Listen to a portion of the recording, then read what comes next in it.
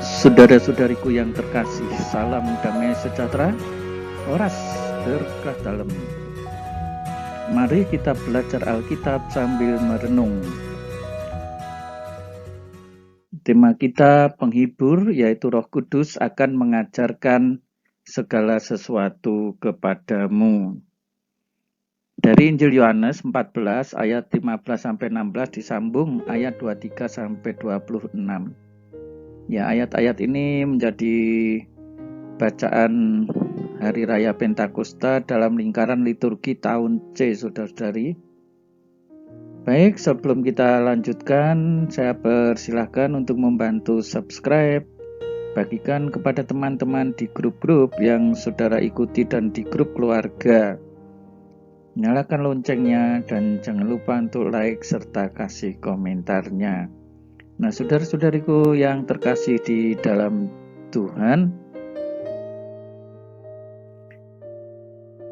Tuhan Yesus bersabda, "Jikalau kamu mengasihi aku, kamu akan menuruti segala perintahku." Ini memakai kata jikalau. Ya, tetapi boleh dikatakan ini adalah sebuah perintah. Ya, Yesus berbicara mengenai harapan agar murid-muridnya mempunyai ketaatan akan sabdanya, sehingga menuruti perintah-perintahnya. Lalu juga di ayat berikutnya, "Aku akan minta kepada Bapa dan Ia akan memberikan kepadamu seorang penolong yang lain supaya Ia menyertai kamu selama-lamanya." Yesus sendiri yang akan memohon kepada Bapa untuk memberikan penolong yang lain. Kenapa ya disebut penolong yang lain ya? Selama ini penolongnya adalah Yesus sendiri, tetapi nanti ada penolong yang lain. Ya, ini yang kemudian kita kenal sebagai Roh Kudus, ya, sebagai ya Roh penasihat, ya. Dan itulah kenyataan yang Tuhan berikan sampai di zaman ini. Ia memberikan Roh Kudus sebagai penolongnya bagi mereka yang percaya kepadanya. Supaya apa? Supaya menyertai kamu sampai selama-lamanya. Makanya sampai pada masa kini, sampai di zaman ini, Roh Kudus hadir di tengah kita, di dalam pekerjaan kita, di dalam kehidupan kita, di dalam kehidupan sehari-hari, ya, dalam hidup kita pribadi dan juga bersama-sama dengan seluruh jemaat gereja. Roh Kudus hadir di dalam persekutuan gereja. Jawab Yesus, "Jika seorang mengasihi aku, ia akan menuruti firman-Ku.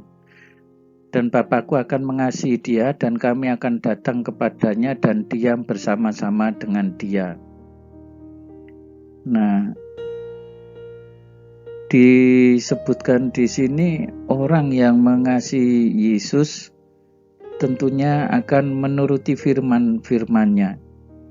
Jadi tidak bisa orang mengatakan mencintai Yesus tetapi tidak mengikuti sabdanya, tidak menuruti firman-Nya. Nah, saudara-saudari, ini yang sulit untuk kita laksanakan, ya. Untuk direnungkan barangkali mudah kita merenungkan, tetapi untuk melaksanakan ini sesuatu yang berat. Menuruti, mengasihi Yesus dengan cara menuruti firman-Nya, artinya melaksanakan sabdanya. Nah, itu yang harus kita perjuangkan, kita lakukan. Nah, sebagai berkat dari itu, Bapa-Ku akan mengasihi dia, dan kami akan datang kepadanya dan diam bersama-sama dengan dia. Tidak tanggung-tanggung, ya. Kalau kita mengasihi Yesus, ternyata Allah sendiri juga akan mengasihi kita.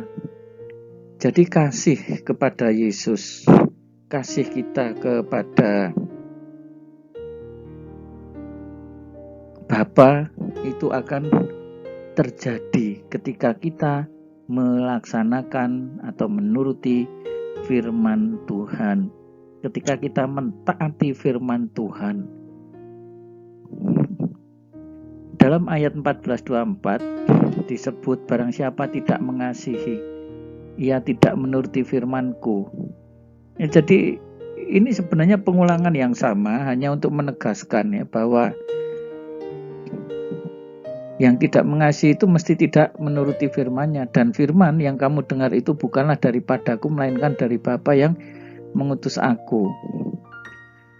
Jadi firman itu sebenarnya adalah firman Allah sendiri melalui diri Yesus. Maka kalau kita menuruti firman Yesus itu, kita adalah orang-orang yang juga menuruti firman Allah.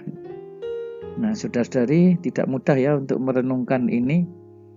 Intinya kasih kita kepada Yesus akan menjadikan kita orang-orang yang dikasihi oleh Allah, akan diberkati dengan berkat yang berlimpah, yaitu kehadiran Allah yang akan selalu tinggal di dalam diri kita, pendampingan yang tidak ada batas waktunya.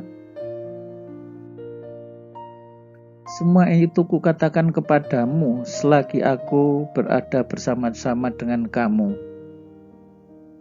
Nah, ini kan memang sudah semacam amanat perpisahan dari Tuhan Yesus, sehingga selagi Yesus berada bersama-sama dengan kita. Tetapi penghibur, yaitu Roh Kudus yang akan diutus oleh Bapa dalam namaku, Dialah yang akan mengajarkan segala sesuatu kepadamu dan akan mengingatkan kamu akan semua yang telah kukatakan kepadamu. Nah, ini tadi yang saya katakan sulit untuk melaksanakan firman Tuhan. Kalau untuk mengerti ajarannya mungkin tidak sesulit untuk melaksanakan. Tetapi Tuhan Yesus juga memberikan penjaminan, yaitu penghibur, yaitu Roh Kudus akan diutus oleh Bapa dalam nama Yesus.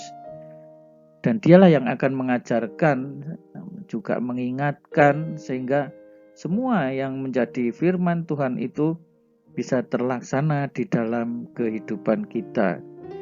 Nah, saudara-saudariku yang terkasih, di sini juga menjadi jelas dan ditepati janji Yesus ini, bahwa penghibur yaitu Roh Kudus mengingatkan, mengajarkan semuanya ini. Dan itu sungguh sampai saat ini boleh kita alami kehadiran Roh Kudus di dalam diri kita. Dia mengajarkan kebenaran kepada kita. Nah, saudara-saudariku yang terkasih, mari kita berjuang untuk semakin mampu mencintai Yesus. Yesus sudah dahulu, atau Allah telah terlebih dahulu mencintai kita melalui Yesus. Dan cinta Allah kepada kita tidak tanggung-tanggung, memberikan anaknya untuk menjadi penebus bagi kita dengan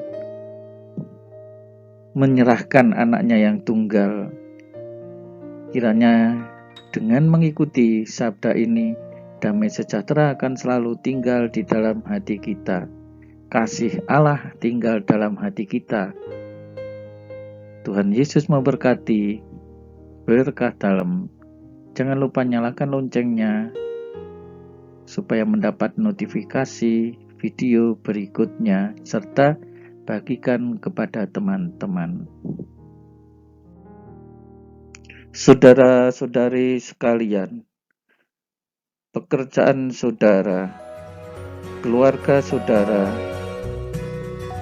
dinaungi, dibimbing, dan diberkati oleh Allah yang Maha Kuasa, Bapa dan Putera dan Roh Kudus. Amin.